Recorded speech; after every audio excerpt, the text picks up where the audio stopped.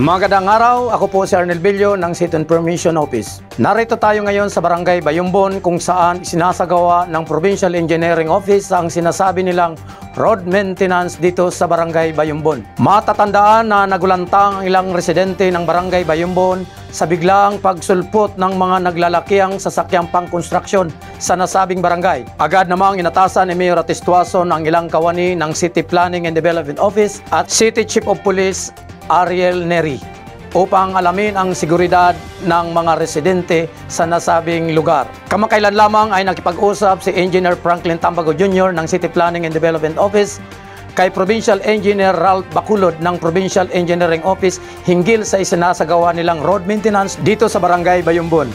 Ayon kay Engineer Bacolod, ang nasabing road maintenance ay walang sapat na pondo at program of works para sa mas malawakang proyekto ng road maintenance.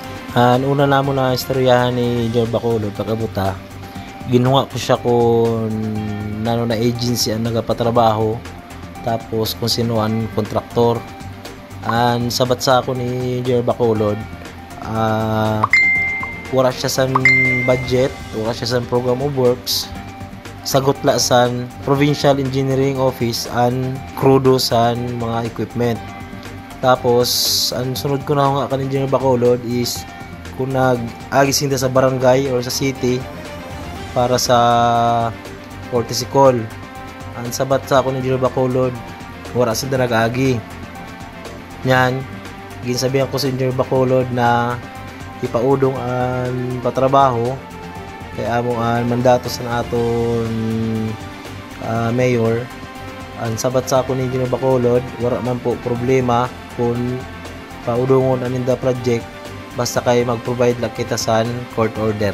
Ang dagdag pa sa sabi ni Engineer Bacolod is ito na ginatrabaho ninda is routinary road maintenance sa province. Usad sa napili sa probinsya sa Masbate ang access road pakadto sa Obo Falls kay ito siya na road is considered ninda na road for tourism.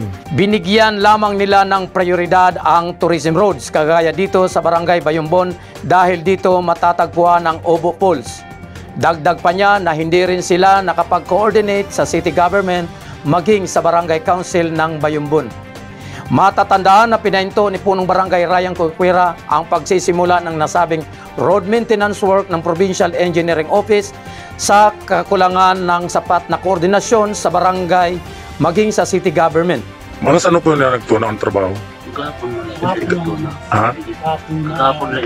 Kagahapon tagsan yan. So ibig sabihin, tuna san tuna, yan lang yun na tunaan na pag-regabiling. Ay tanuna, wala man masigi.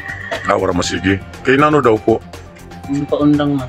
Paundang siya? Nagungad na ito dito sa may tulay baga. Oo. Paundang man ikaw. Paundang ni Kap kay... Nanong rason? Hindi man ako nagpaaram sa enda. So ibig sabihin, wala siya na nagpaaram sa barangay official na makandaw sa trabaho. So, ibig sabihin, pinaudong siya na ni Kapitan Ryan Corcuera sa unang pagpatrabaho kay wala sindang permit. Walang koordinasyon sa barangay. Okay, so sige po. Thank you.